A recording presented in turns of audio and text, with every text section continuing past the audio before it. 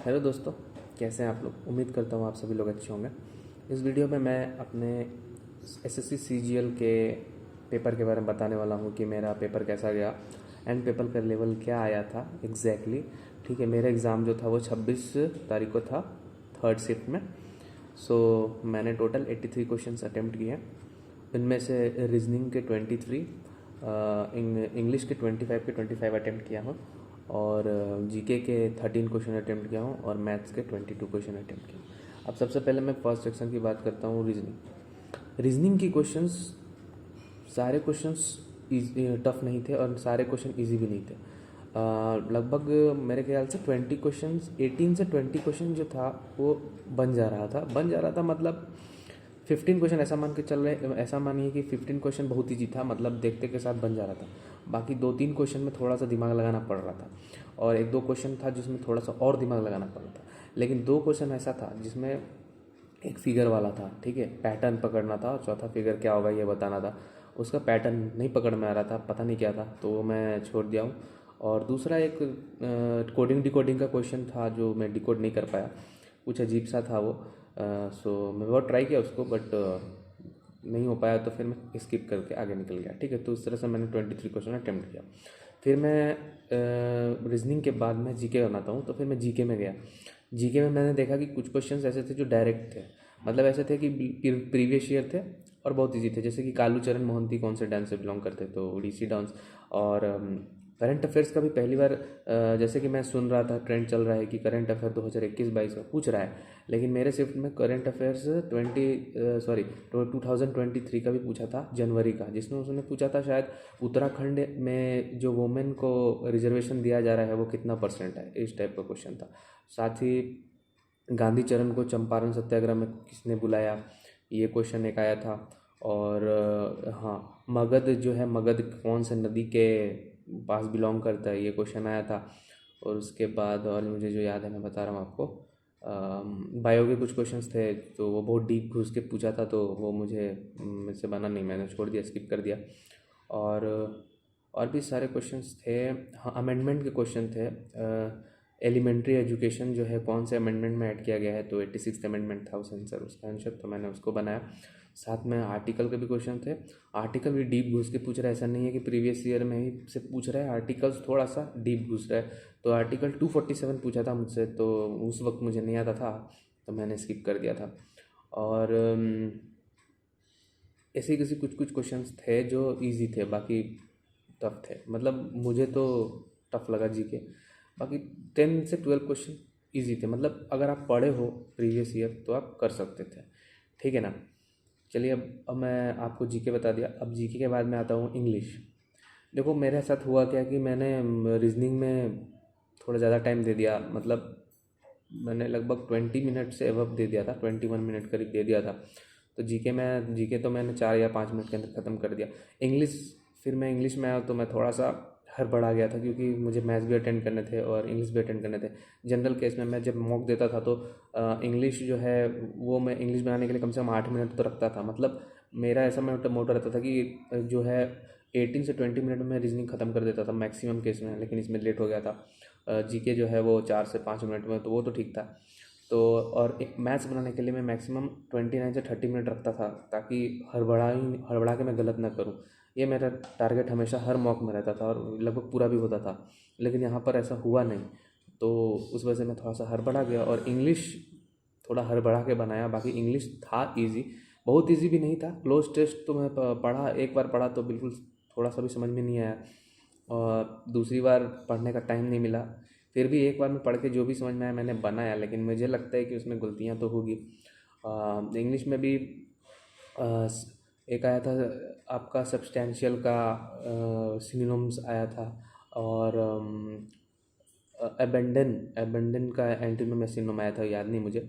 और एक आया था all soup, idioms and phrases में ऑल सूप करके आया था। बाकी 2 ठो PQRS था, और अच्छा खासा लेवल का था, मतलब ऐसा नहीं कि डायरेक्टली आपको पढ़ने के साथ कनेक्ट हो जा रहा था, नहीं, 2 बार पढ़ना पड़ रहा था, 2 या 3 बार, तब समझ में आ रहा था कि कैसे बनेगा। फिर भी क्वेश्चंस इंग्लिश में अगर देखा जाए तो 15 क्वेश्चन तो ईजी था, नो डाउट, प्रीवियस ईयर भी था और ईजी भी था। कुछ क्वेश्चंस होते हैं जो 2-3 बार पढ़ने के बाद समझ में आ रहे थे। बाकी क्लोज टेस्ट मुझे नहीं पता, बाकी लोग तो इजी बता रहे हैं, बट शायद मुझे समझ नहीं आया, मैंने बढ़ा के बनाया तो मेरा तो गलत हो सकता है उसमें। बाकी ठीक था। अब हम आते हैं मैथ्स में।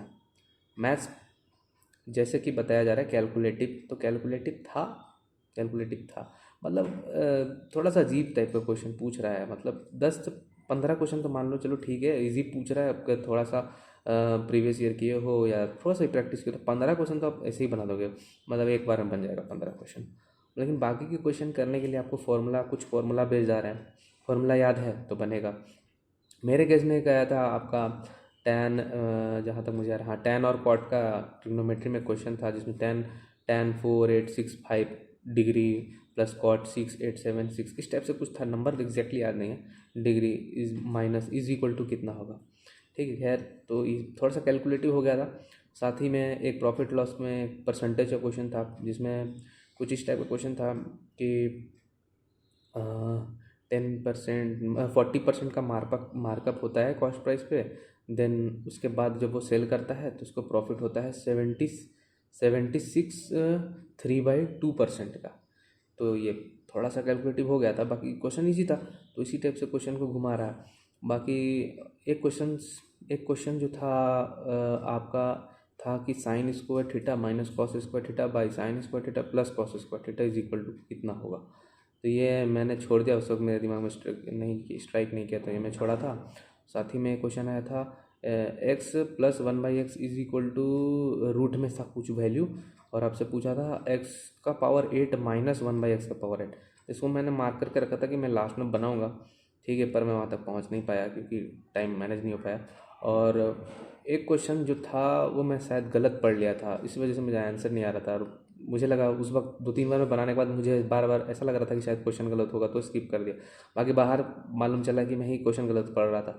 जैसे कि वो क्वेश्चन ऐसा था कि एक फादर हैं जो अपने 2 बच्चों को 8% सैलरी का देते हैं। अब क्वेश्चन ये था कि 8% दोनों को देते हैं, मैं पढ़ लिया था कि 8% ही देते हैं, और 8% ही दे करके दोनों को मैं बना दिया था। तो इस वजह से मेरा आंसर 4000 आ रहा था सैलरी का, जबकि आंसर होता 2500। तो इस टाइप से मेरा टोटल 83 अटेम्प्ट रहा, जिसमें मुझे नहीं लगता कि 72 या 70 करीब जो है वो सही होगा, उससे ज़्यादा सही तो मुझे नहीं लगता होगा, क्योंकि मुझे इंग्लिश में डर लग रहा है, ठीक है। जनरल केस में मैं आपको बता दूं, मेरे मॉक में लगभग हर मॉक में मेरा 145 से 150 155 यहाँ तक कि 165 तक मैंने स्कोर किया है। मेरा हाईएस्ट अभी तक मॉक में 165 रहा। तो पहले नहीं आता था, मतलब पहले मेरा स्कोर रहता था 130 से 40 के बीच में, लेकिन धीरे धीरे मेरे इम्प्रूवमेंट करके 1-2 महीने में 140 के अंदर उसको लेकर आया, ठीक है। तो मॉक में तो आ जाते थे मार्क्स, मगर पता नहीं यहाँ पर क्या हुआ, ठीक है। क्वेश्चन थोड़ा सा अजीब लगा मॉक से, बिल्कुल अनएक्सपेक्टेड था।